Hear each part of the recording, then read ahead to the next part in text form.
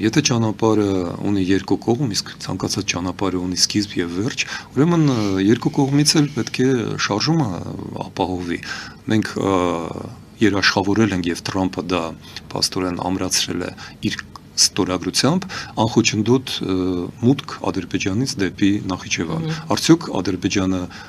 երաշխավորում է Հայաստանին մուտք գոնը դեպի Սյունիք Նախիջևանի տարածքով։ Սովետական շրջանում, սովետական KGB-ի սահմանապահ զորքերի օրոք իմ սերնդակիցները հիշում են, որ Երևան Կապան գնացքը դա ամենավտանգավոր ճանապարհն էր եւ մարդատար գնացքներն այնտեղ անընդհատ քարկոծվում են։ Կրկնում եմ, դա սովետական շրջանում կրակում են, քարեր են նետում,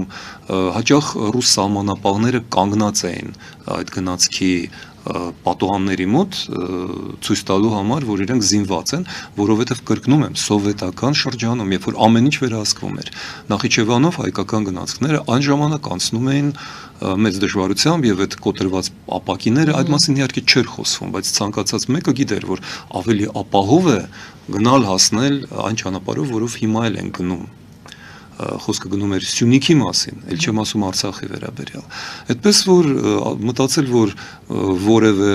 մասնավոր ընկերություն ավելի էֆեկտիվ կապահովի հայկական բեռների եւ մարդկանց անվտանգությունը,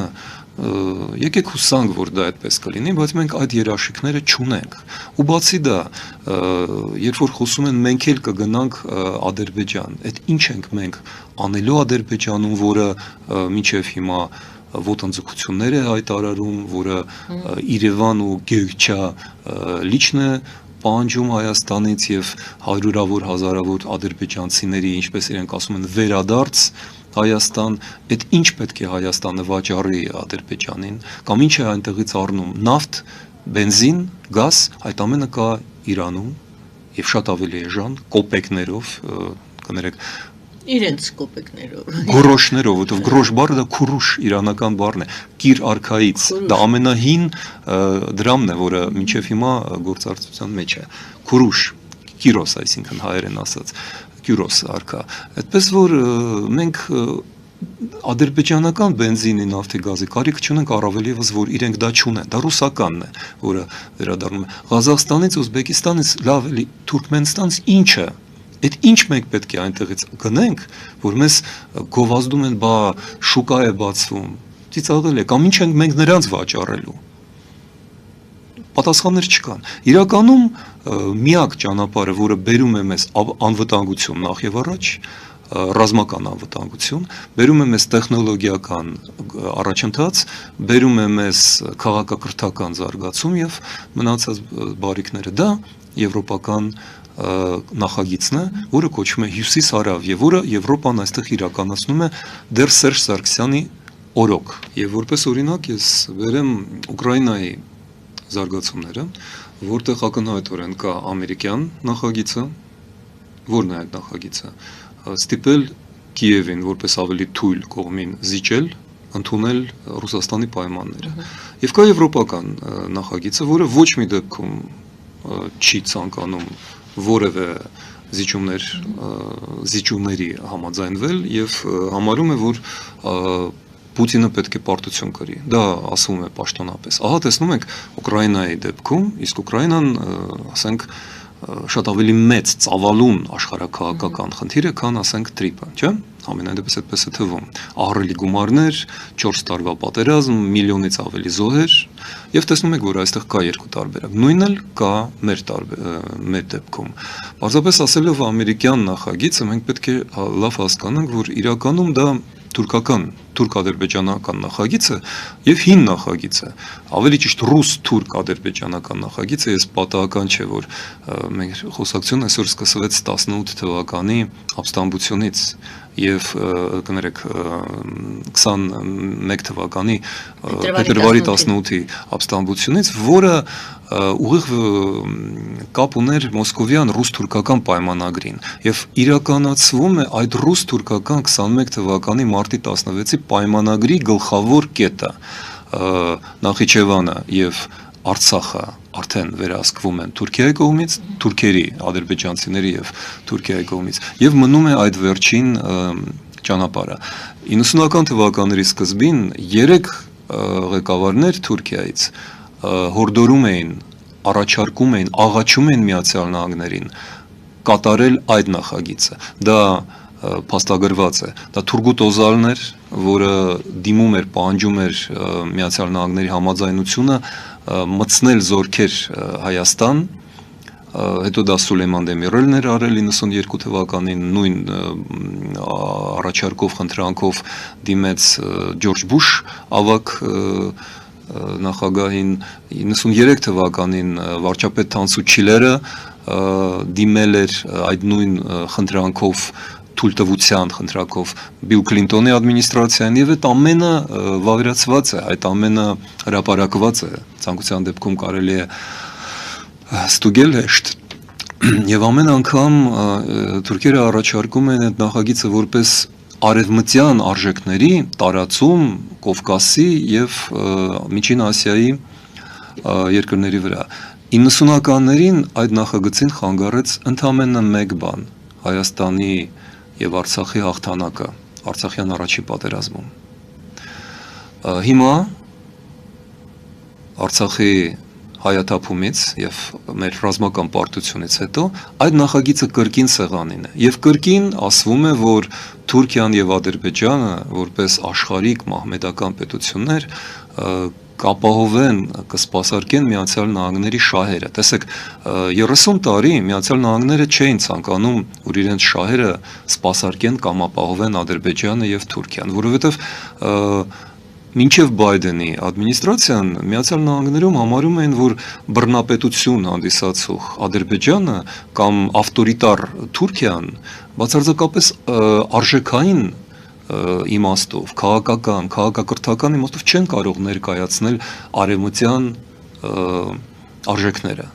Թրամփը, որը արժեքների մասին խոսում է շատ ավելի քիչ, քան գնի մասին եւ արժեք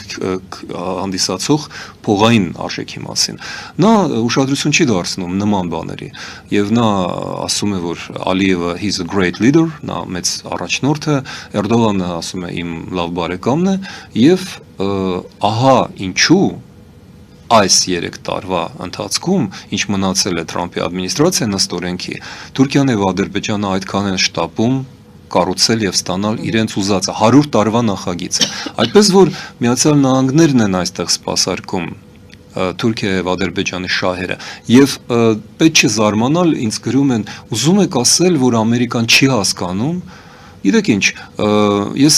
տարիներ շարունակ ասում է, որ Ռուսաստանին խաբում են թուրքերը, ադրբեջանցիները,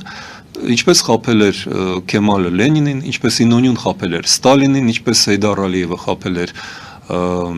Ելցինին, խաբել ինչ է նշանակում, խոստանալ ինչ-որ բաներ եւ չկատարել։ Այսինքն Լենինին խոստացել էր սովետականացում Թուրքիայի եւ Միջին Ասիայի, Ինոնյուն Ստալինն էր որոշ բաներ առաջարկում, բայց իրականում համագործակցում էր Հիտլերի հետ, Հեյդար Ալիևը խոստացել էր, որ կմտնի ռուսական վերահսկողության հետ ԱՊՀ երկրների մեջ եւ դրա դիմաց պահանջում էր, որ Գանձակը եւ Նախիջևանը մնան ադրբեջանական եւ ռուսները թույլ չէին տալիս հայկական զորքերին շարժվել այդ ուղղություններով, նույնը արեց Իլհամ Ալիևը։ Նա խոստանում էր Պուտինին, որ կօգնի նրան այդ ցամաքային կապը Թուրքիայի հետ հաստատել, որպեսզի ռուսական նավթամուղերը, գազը եւ նավթը այդ ճանապարհով ոչ թե հայկական, այլ արդեն ադրբեջանական, ռուս-ադրբեջանական այդ նախագծի ներքո մտնեն Թուրքիա եւ այնտեղ բաժանվեն, ինչպես հիմա ադրբեջանական անվան տակ ռուսները վաճառում են, շարունակում են վաճառել Թուրքիային գազը եւ նավթը։ Եվ Եվրոպան իմիջիալից վերջերս պահանջեց Թուրքիայից եւ Ադրբեջանից ապացուցել, որ այդ գազն ու նավթը ռուսական չեն։ Դե իրենք շատ լավ գիտեն, որ դրանք ռուսական են։ Ինչևէ, ուզում եմ ասել, որ այս նախագիծը եվրոպական նախագիծ չէ։ Եվրոպական նախագիծը բոլորովին այլ էր, ահա ինչու արդեն շուրջ 3 միլիարդ եվրո դրված էր այդ մյուս նախագծի, հյուսիս-հարավ նախագծի մեջ, որը շրջանցում էր եւ Թուրքիան եւ Ադրբեջանը։ Եվ պետք է անցներ Հայաստանով, որովհետեւ Եվրոպան նայում է ոչ թե 3, այլ 30 տարով առաջ եւ հասկանում է, որ Իրանը միևնույն է լինելու է ազատ, որ Հնդկաստանը դառնում է նոր համաշխարհային գործարան, այլ ոչ թե Չինաստանը, եւ Հայաստանի միջոցով է պետք է որ անցներ այդ ճանապարհը։ Ամենամեծ ողբերգությունն այն, որ Հայաստանի պետական եւ ազգային շահերը չեն համընկնում Նիկոլ Փաշինյանը եւ քաղաքացիական պայմանագիր կուսակցության շահերի հետ, որովհետեւ Փաշինյանը եւ նրա ԿՊ-ի շահերը համընկնում են հենց այս տրիպ նախագծի հետ, որովհետեւ նա վերընտրվելու երաշխիքներ ստացել է Ալիևից, որը չի էլ թաքցնում, որ աջակցում է նրան, Էրդողանից, որը Ֆիդանի միջոցով նույնն է ակնարկում, Թրամփից, որը Վենսի միջոցով նույնն է ակնարկում, եւ Պուտինից, որը որևէ բան չի ակնարկում, բայց իրականում սա բարդ խաղ է, ես դա անվանում եմ Կիրիենկոյի պլան, որը ապահովելու է ստատուս կվոն, այսինքն Փաշինյանը եւ ռուսակցությունները, այսինքն պրոռուսական, բաց պրոռուսական կուսակցությունները պետք է մնան Հայաստանի խորհրդարանում որպես իշխող օրենսդիր ուժեր։ Դա է այդ 4 խաղացողների նպատակը եւ ահա ինչու նրանց հարմար է Փաշինյանը եւ ահա ինչու Փաշինյանին անհրաժեշտ է այս տրիպը, որը իրականում այլ անուն է նոյեմբերի 9-ի այդ խայտարակությանը, որևէ տարբերություն չկա, անգամ ռուսական ներդրումներն են եւ երկաթուղին է հրավիրված այնտեղ, պարզապես ռուսները արդեն ֆինանսական հնարավորություններ եւ շինարարական հնարավորություններ չունեն, որտեվ ՌԺԴ-ն սնանկանում է 4 տրիլիոն ռուբլի պարտք ունի պետությանը, ինչպես եւ Գազպրոմը իր 6 տրիլիոն ռուբլի պարտքով, ինչպես եւ Ռոսնեֆտը իր 4 տրիլիոն ռուբլիով, Ռուսաստանը տապալվում է, այն ինչ մենք տարիներ շարունակ ասում ենք, հենց մեր աչքի առաջ է հիմա լինում։ Եվ ես ձեր բերած մեջբերման մեջ Ալիևի եւս մի բան կնշեմ, երբ որ Ալիևը հեգնանքով ասում է բերեիք ձեր Բայդենին եւ անեիք ձեր խաղաղության խաչմերուկը, նա ակամա հաստատում է այն, ինչ մենք տարիներ շարունակ ասում ենք, որ դուք ժամանակ եք կորցնում, հարգելիներս, երբ որ մենք կառավարությանը եւ ազգային ժողովին դիմում ենք աղաչելով, հորդորելով չկորցնել այդ եվրոինտեգրման ժամանակը, մենք կորցրեցինք եւս պատմական նոր ժամանակ, ինչպես Տեր-Պետրոսյանը, Քոչարյանը եւ Սերժ Սարգսյանը կորցրեցին 30 տարի, այս 8 տարի դա կորսված, գողացված մեզնից հայերից պատմական ժամանակն է եւ ահա ինչու Ալիևը հիմա կարող է հեգնել դուք ձեր ժամանակը կորցրեցիք։ Փետրվարի 19-ին Վաշինգտոնում կանալու է խաղաղության խորհրդի առաջին նիստը, որին մասնակցելու է Հայաստանը։ Արդյոք դա նշանակում է, որ Հայաստանը այսուհետ այն երկրների շարքում է, որոնք սեղանի շուրջ են, ոչ թե սեղանի վրա, այդ պատկերավոր խոսույթը հիշեցնելով հարցնում եմ ես։ Եկեք նայենք, ով այդ սեղանի շուրջը չէ։ Եվ մենք կտեսնենք, ում հետ ենք մենք այդ սեղանի շուրջը։ Այսօր առավոտյան Վատիկանը օրինակ հրաժարվեց այդ սեղանի շուրջը լինել։ Այդ սեղանի շուրջը չէ գրեթե ամբողջ Եվրամիությունը, այսինքն իրական Եվրամիությունը, եթե չհաշվենք Բուլղարիայի եւ Հունգարիայի դիսիդենտությունը, իրենք այնտեղ են։ Այդ սեղանի շուրջը չէ Չինաստանը, ես չգիտեմ այնտեղ կլինի Հնդկաստանը թե ոչ։ Այսինքն Հայաստանը այնտեղ Եվրազեսի եւ BRICS-ի ինչ որ տարօրինակ մի խառնուրդի մեջ է, որը առայժմ գլխավորում է 3 տարով նախագահ Թրամփը։ Արդյոք դա մեր տեղ։ Այսինքն Թրամփն է միացել BRICS-ին եւ Պաստորեն, հա։ BRICS-ին չէ իհարկե, BRICS-ին չէ, նա փորձում է քանդել BRICS-ը, բայց BRICS-ի եւ Եվրազեսի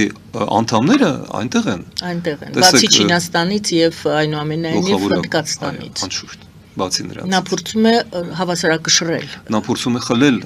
նրանցից, նա Չինաստանի դեմ է այդ ամենն անում։ Դրա համար Ռուսաստանը ուզում է, բայց չի կարող մտնել այդ ԽԽ-ի մեջ, խաղաղության խորհրդի մեջ, որովհետեւ չի ուզում ջղայնացնել Չինաստանին։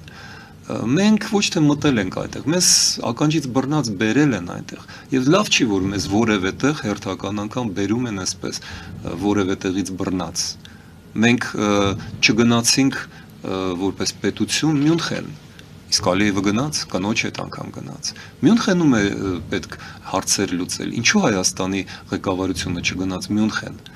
որովհետև անց էր կացվում ԿՊ-ի համագումարը, դա ավելի կարևոր է երևի Հայաստանի համար, քան համաշխարհային հավաքը Մյունխենում։